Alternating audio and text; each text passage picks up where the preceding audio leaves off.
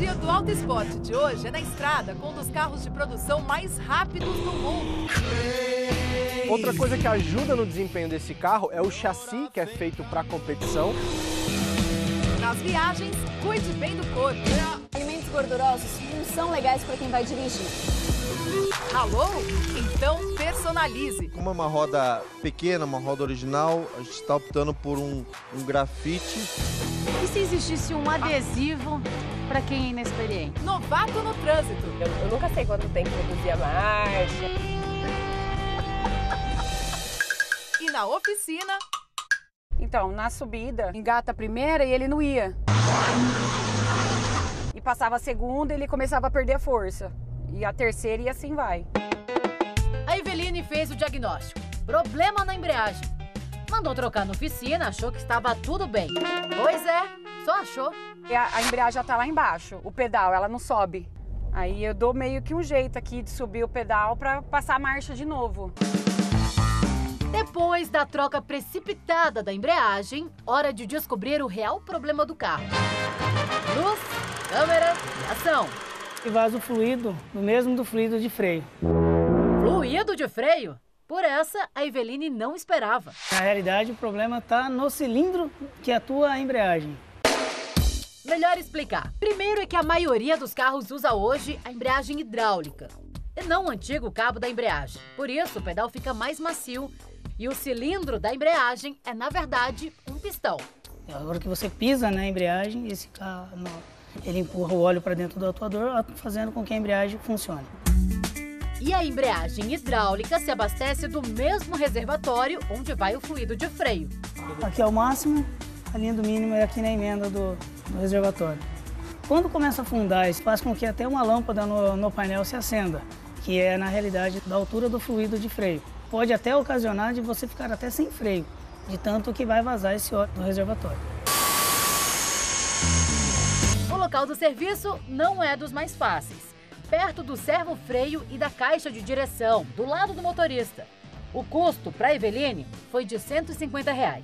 Necessariamente, às vezes, a troca do cilindro de embreagem, às vezes precisa fazer a troca da embreagem também, por conta do peso que fica no sistema. Então, começa a ter o desgaste do platô, do disco, começa a forçar o sistema hidráulico.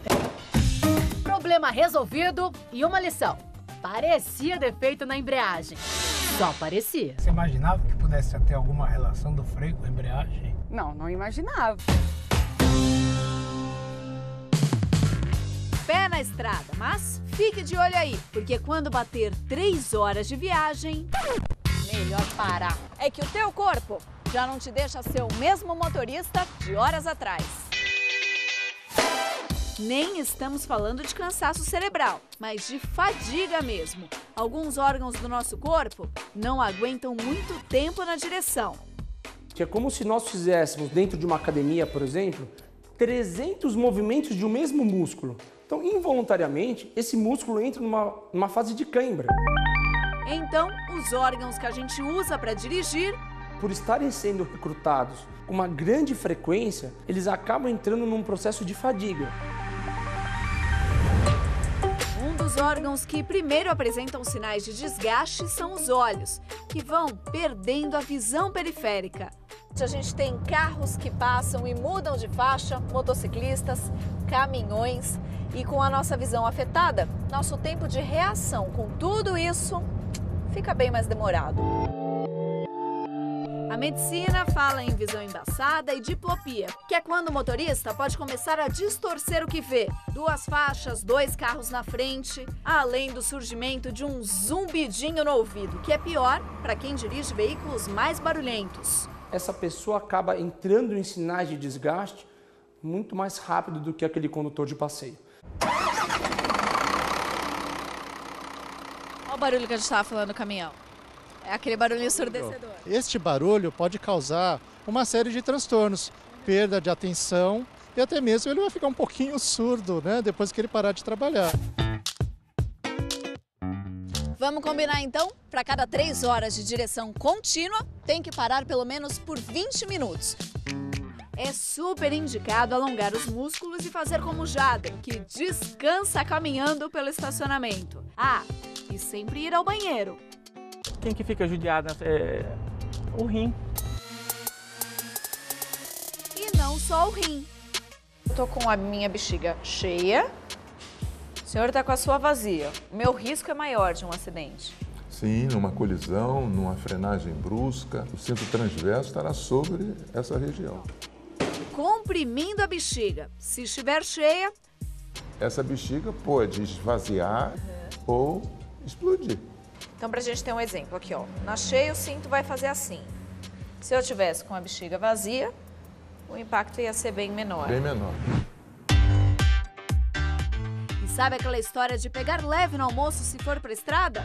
Não é papo não. A medicina diz que faz todo sentido. Sabe o que é? Alimentos gordurosos não são legais para quem vai dirigir, porque o nosso estômago precisa produzir mais ácido clorídrico para poder fazer a digestão. Isso traz sonolência.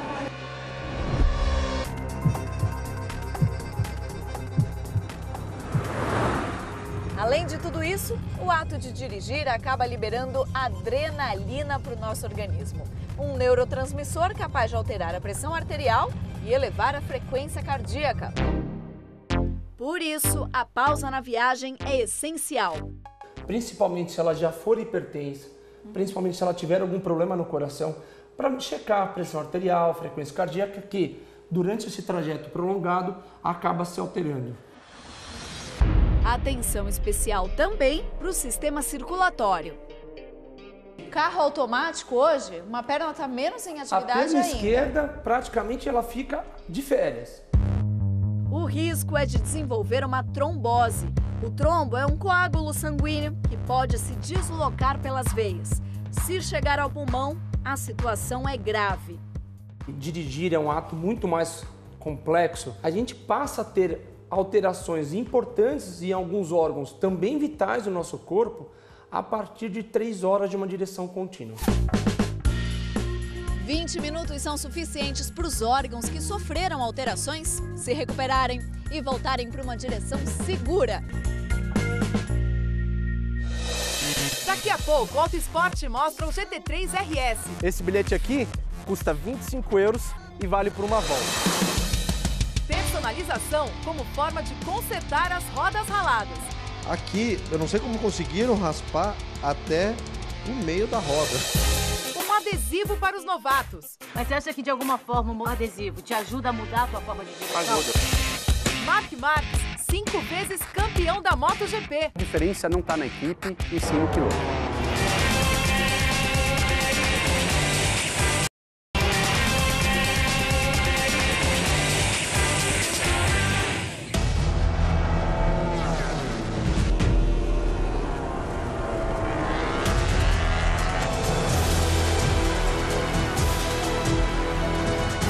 O Marques sobra pelo talento sincronizado com o melhor preparo físico.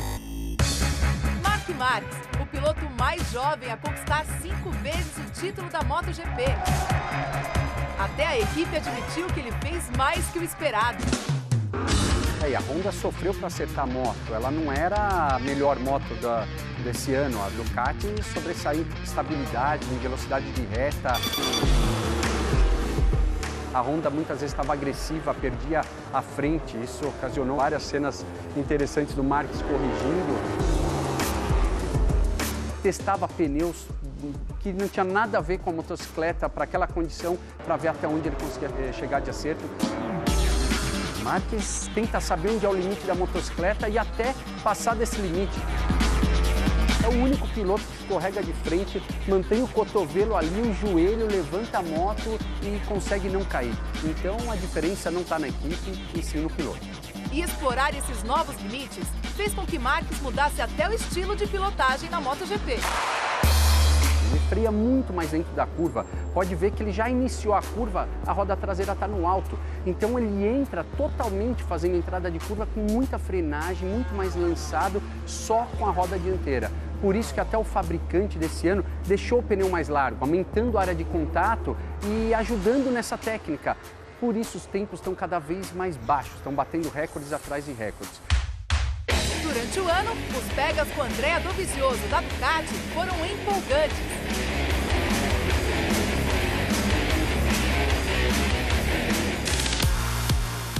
Japão, o italiano caiu na penúltima volta. Fazer o quê, né? A festa foi de Marc Marques.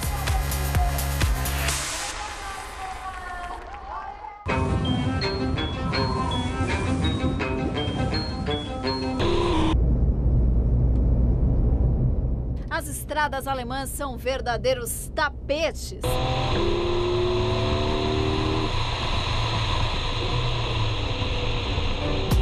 Essa nos leva até o circuito de Nürburgring. Ele é um dos principais palcos para quem gosta de automobilismo. Por isso, virou ponto turístico. E não é para tirar foto, não. É para andar no circuito. Esse bilhete aqui custa 25 euros e vale por uma volta. Agora eu tenho o passe e o carro certo para essa pista. Viemos com o Porsche GT3 RS. Nada mais, nada menos que o terceiro carro de produção mais rápido do mundo. São 520 cavalos no motor 4.0.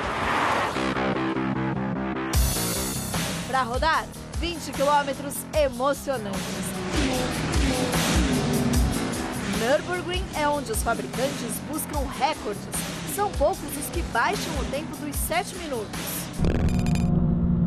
E ela é estreita, então ela relembra umas pistas mais antigas. E aqui você precisa usar a zebra, apesar dela ser um pouco alta, mas é muito importante.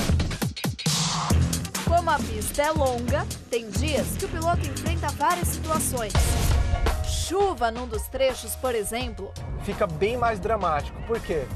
A gente agora tem o spray das pessoas que vão na frente, a pista fica mais escorregadia, a gente não está com os pneus apropriados para chuva, né, pesada, a gente tem um pneu praticamente intermediário.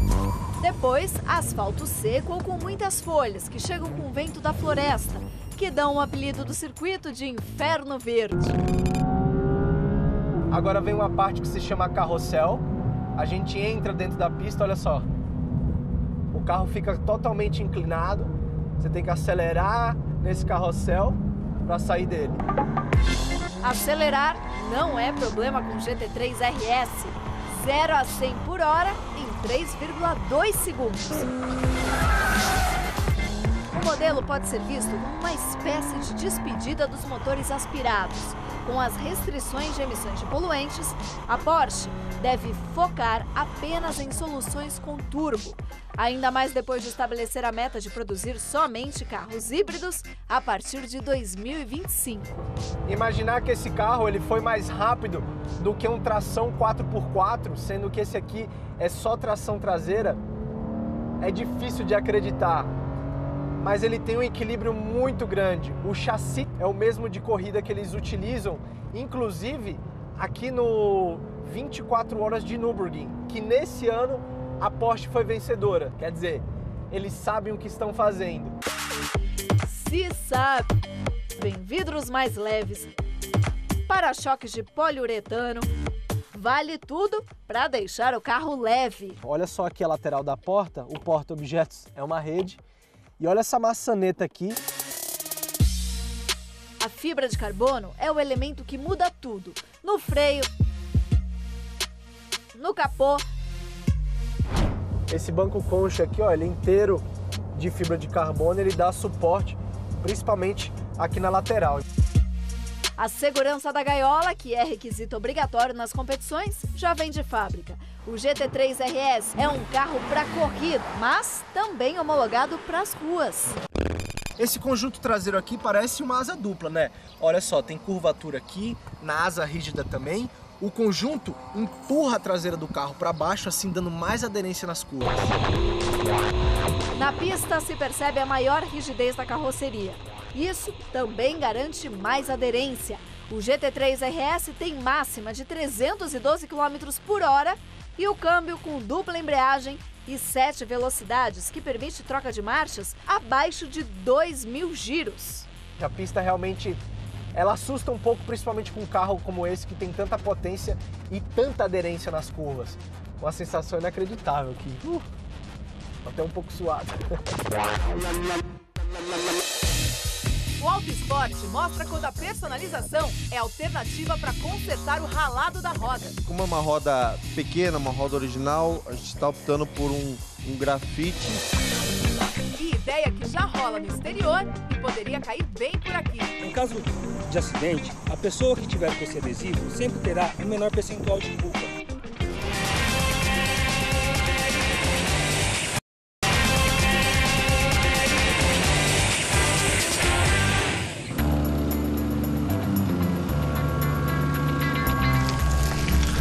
Ralou? A roda ficou toda marcada, então a gente vai pintar. Personalizar a roda é um bom investimento para quem precisa cuidar da manutenção. Essa semana eu dei a última ralada e falei, chega, agora eu preciso consertar. E aí você olha todas as rodas, tudo que eles podem fazer, aí você já começa a discutir se é fosco, se é brilhante, se é preto, se é grafite. Hoje a maioria dos carros esportivos a gente usa uma roda preto, muitas vezes no tom do carro, preto brilhante, né? Mas como é uma roda pequena, uma roda original, a gente está optando por um grafite para ficar um meio termo entre a cor original e o preto, porque o preto apagaria demais a roda do carro. No caso do Luiz Augusto, a escolha da roda segue outro caminho. O carro não tem quase nada de cromado, todos os acabamentos são preto. Então eu espero que o preto com preto converse bem. Antes de lixar, uma análise.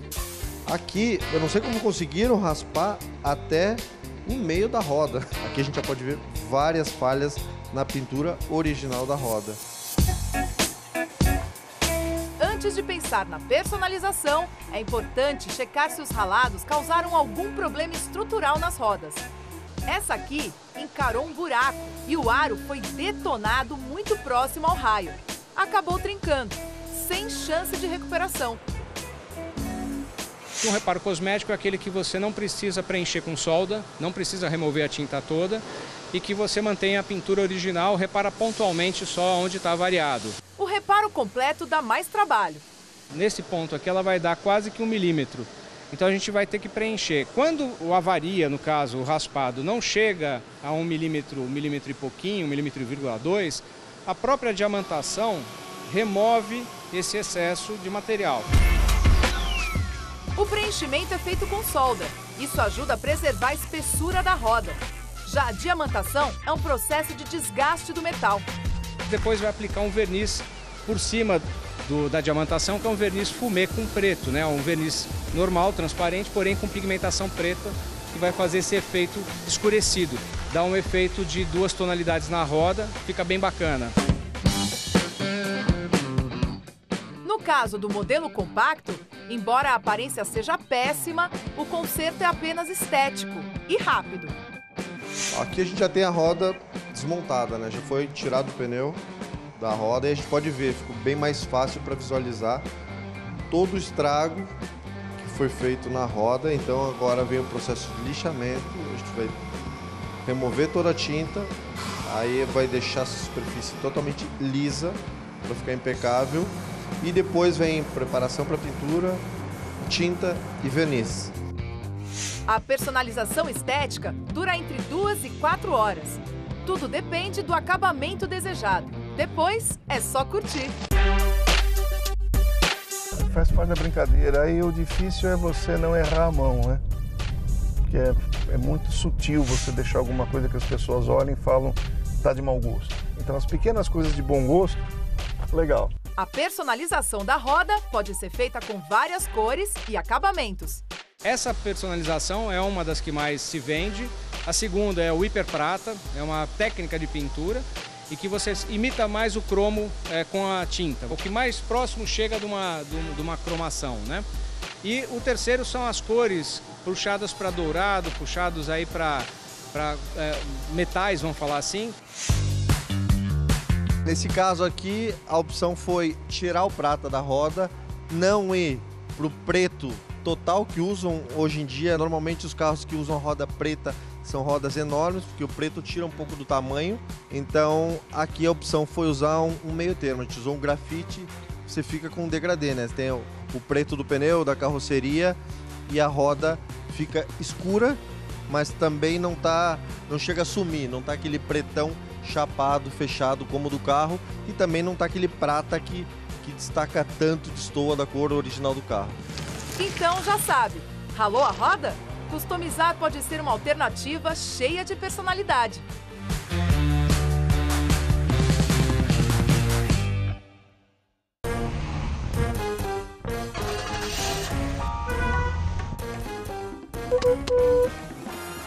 Esse é um adesivo do Auto Esporte. Parece estranho, né? Mostrar por aí que é um recém-habilitado. Mas essa ideia já roda o mundo e pode chegar no Brasil. Olá, meu nome é Fábio e eu estou aqui na cidade de Porto, Portugal. Oi pessoal, meu nome é César e eu estou aqui no Japão. Olá pessoal, tudo bem? Eu sou o Daniel e falo aqui direto da Espanha. Meu nome é Pedro Tolentino, eu moro aqui em Sydney, Austrália. A questão da segurança é levada numa boa por aprendizes e motoristas experientes em várias partes do planeta. Provisional License, que quer dizer licença provisória. E ele tem que usar esse adesivo durante 12 meses. Em caso de acidente, a pessoa que tiver com esse adesivo sempre terá um menor percentual de culpa. Isso ajuda a reduzir a impaciência de muita gente no trânsito. Parece até que esquece que um dia foi aprendiz também. Eu nunca sei quando tem que reduzir a marcha. Quando você está aprendendo, você pode dirigir qualquer carro, contanto que ele tenha um adesivo identificando que aquele carro está sendo conduzido para um aprendiz, né? E do seu lado é obrigatório também ter uma pessoa habilitada. No Brasil, a habilitação inicial é considerada uma permissão. E atenção, se levar multa no primeiro ano, perde a licença para dirigir. Eu ainda estou aprendendo e estou pegando jeito, então isso acaba me deixando um pouco nervosa. O nervosismo da Júlia é compreensível. O César ajuda a mostrar o porquê. Agora o negócio é o seguinte, César, a gente já bolou um trajeto. Já sabe qual é? Já. Um pouco do dia a dia? Exato, e vou precisar da tua ajuda. Vamos nessa? É só a 6ª vez que a Júlia sai na rua.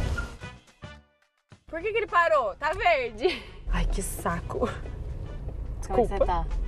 Nervosa. Morreu.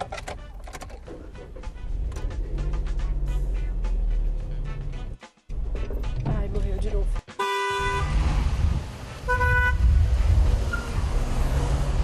Gente do céu! Esse ponto da embreagem é muito difícil. E essas buzinadas, essas coisas que você passa? Então, isso me deixa muito nervosa. A ideia de ter um adesivo para o aprendiz está em debate na Câmara e pode ser aprovado já para o início do ano que vem. A princípio seria uma informação como essa daqui. Exatamente. Um P de provisório? Sim, o I de iniciante, A de amador, não importa. O importante é que quando você observar essa identificação, você mantenha a distância desse veículo e tenha mais tolerância, porque ele está iniciando a sua habilitação. Então pode ter uma dificuldade numa manobra, isso tudo pode ser previsto através dessa identificação. O Sérgio, como todos os motoristas, de vez em quando costuma falar sozinho no carro. Liga o pisca, filho. Ninguém sabe que você vai virar pra cá. Distrações que sempre são de um aprendiz. Anda. Ficar conversando não sai do lugar, meu. Ao ver o carro com adesivo improvisado, ele prestou atenção. Eu vi o adesivo lá de motorista, por isso que eu nem fiz nada. Eu tentei sair de trás, nem reclamei. Mas você acha que de alguma forma o adesivo te ajuda a mudar a tua forma de direção? Ajuda. Quando eu vejo carro de autoescola também, não fico colando, não tento passar só quando dá pra passar. Não fico fazendo absurdo com quem tá aprendendo. A única coisa que a gente pede é paciência, porque a gente nunca sabe quem tá no carro do lado. Todo motorista experiente, um dia foi inexperiente. Exatamente, já passou por essa fase. Já passou por essa fase. Exatamente. E se existisse um adesivo para quem é inexperiente? Você usaria um adesivo? Eu usaria, lógico. Mais notícias no autoesporte.com. Bom domingo, uma ótima semana. Tchau, tchau.